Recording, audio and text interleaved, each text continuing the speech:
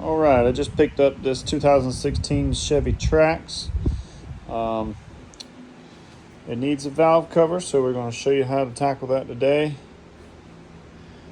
It's going to need, what is this, a T30 Torx bit. And you're also going to need an E10. So you're going to start by removing your cover. You just pull it straight up and it pops off. Set that to the side. These are your coil packs. You have a plug here. You just disconnect it. And this is where your T30 Torx comes in. I've already loosened mine up. So you just pull them out. They're rather long bolts. And then you just pull straight up. There's your whole coil pack. Set that there, and then we'll start removing these. First you're going to start moving all your wiring harness loose from the valve cover. As you can see, it's got these little slots that it just kind of sits in, kind of clamps in there a little bit. And this one on the side, you've got two little things on the side. We'll see if we can get those out.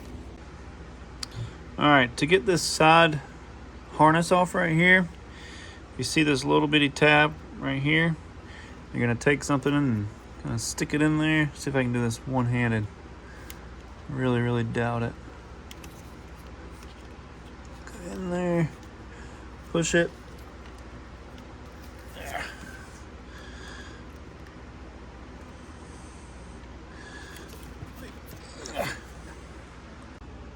So as you can see, you have to pull it up.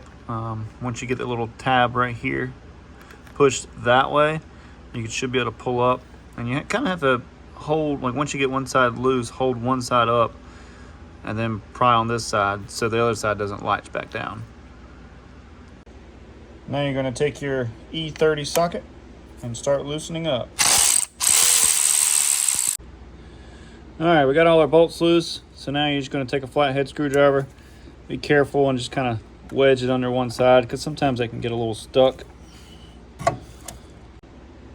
All right, so now that we got the valve cover off, I just take a microfiber and just wipe around the edge where the gasket was. Sometimes you'll see some oil build up, especially if it was leaking, like this one was. It was actually leaking over here in this area, so there's a lot of oil built up.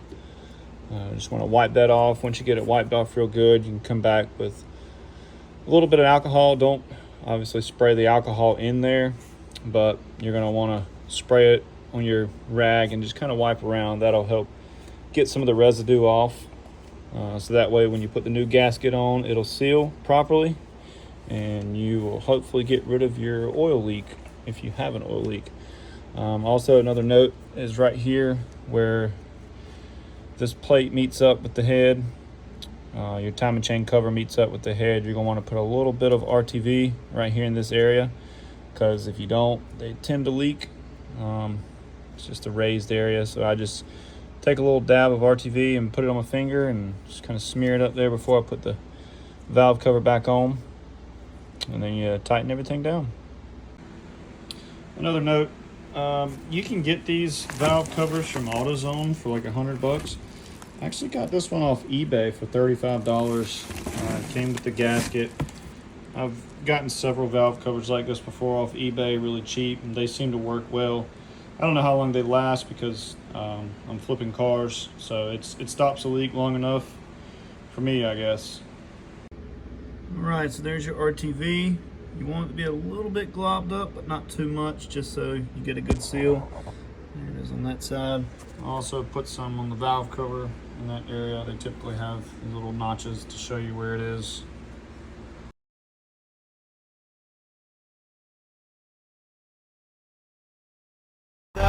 It's caught in the crossfire.